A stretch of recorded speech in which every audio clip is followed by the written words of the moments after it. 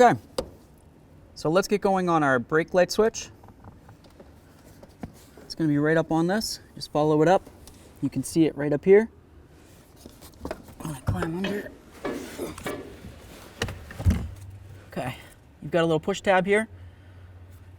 Grab that. Okay, so I've got my pocket screwdriver. We're going to press right here. We're going to pull this off of here. Grab this, turn it, pull it right out. Okay, we've got our new TRQ brake switch here.